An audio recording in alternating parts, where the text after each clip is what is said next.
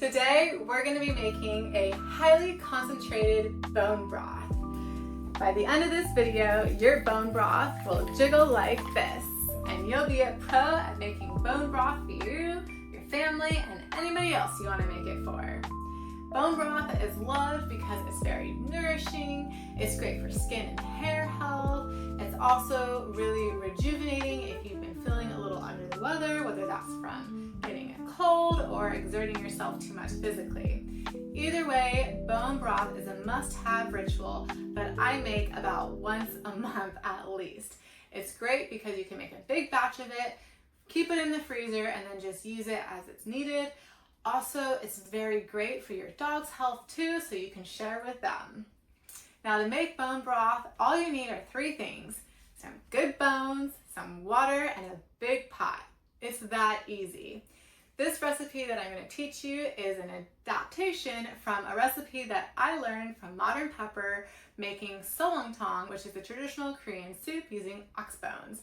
We're not going to make that full recipe, but if you're interested in it, I put the link in the description below. Today, we're just going to make the bone broth portion.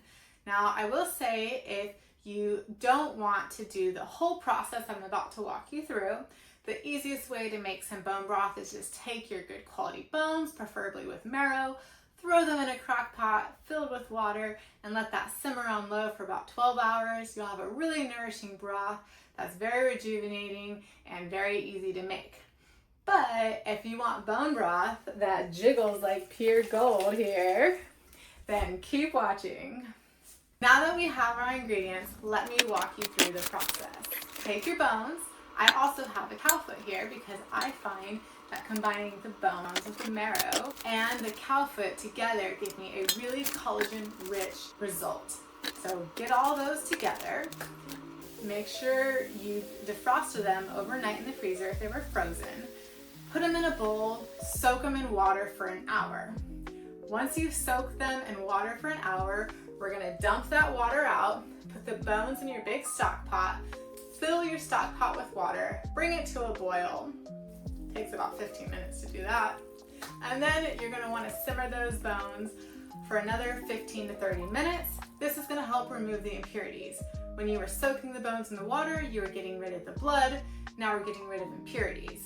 Now, once you've done that cleansing boil, we're gonna dump all that water out. We're gonna take the bones out. We're gonna rinse the bones under water to make sure they are clean, but don't accidentally wash out the bone marrow. We wanna save that because that's really good. Now that you have your clean bones, go ahead and put it back into your cleaned stock pot. No sense putting clean bones in a dirty pot. Now that the bones are in the clean pot, we're gonna fill it with good water, whether that's purified water or spring water, your choice. Now that you've got your pot filled with water and the clean bones, we're going to go ahead and bring that to a boil and then let that simmer for 5 hours. Yes, you heard me right, 5 hours. You're going to want to get this process started pretty early in the morning. I usually like to do it first thing when I wake up. After that first boil, what you're going to notice is the liquid should start turning a nice milky white. That is perfect. That's exactly what we want to see. The water will probably have reduced by half. Once you take the first boil, we're going to carefully strain that liquid out into your bowl. You're going to keep the bones in the pot, the liquid comes out. We're going to add water back into the pot, and now we're going to do the second boil.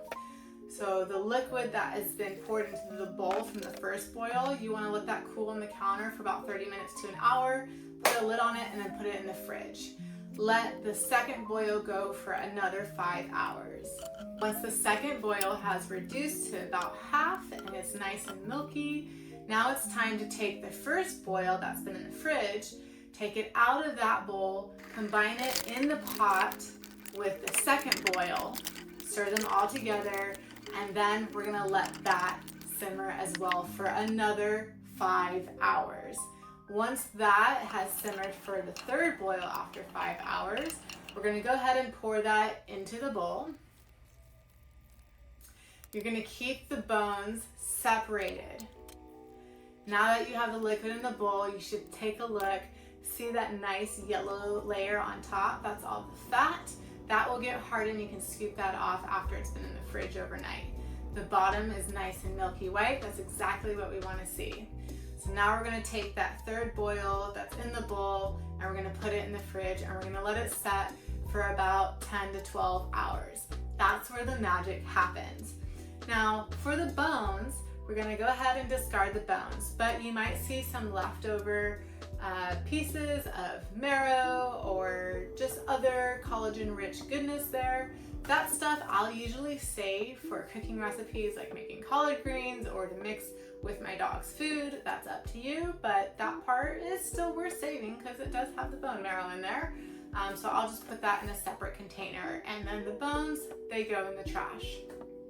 Now I am going to give you a little tip though. For the first couple of times learning to make this, my first result did not come out properly jiggly because I didn't reduce it enough. So for your first and second times, you might want to save the bones just in case you need to put all of the bones and the liquid back in the pot and reduce it further in case it doesn't come out exactly right. But generally speaking, after the third boil, you should be good to go to discard the bones. Now that your third boil has set in the fridge for 10 to 12 hours, it should be the morning of the third day or the evening of the second day. You're going to take that out and we're going to see the magic here. Dun dun dun dun! Jiggle, wiggle, wiggle, wiggle! This is exactly what we want to see. And here is where you get to be creative and enjoy your broth. Now the simplest way is just to heat the broth up, add a little salt, and enjoy. Perfect. It's great that way. It's very nourishing. You could also add a little black pepper or some green onions. It's really good. But I like to elevate my bone broth further by enhancing it with functional mushrooms and herbs. And that's where I like to use these two blends, lion's milk and sleeping berry. So the lion's milk is great because it has the lion's mane mushroom, the turmeric, the ginger, the cardamom, the black pepper, and cinnamon. So when I'm enjoying bone broth in the morning and I want an extra support towards my immune system or my digestion or a little bit of a focus boost, I'll mix this blend in by simply adding the hot bone broth with the powder, anywhere from 1 teaspoon to a tablespoon. Stir it up, maybe I'll add some salt and green onion, and voila. I have a perfect, very nutrient dense but light breakfast, which is great.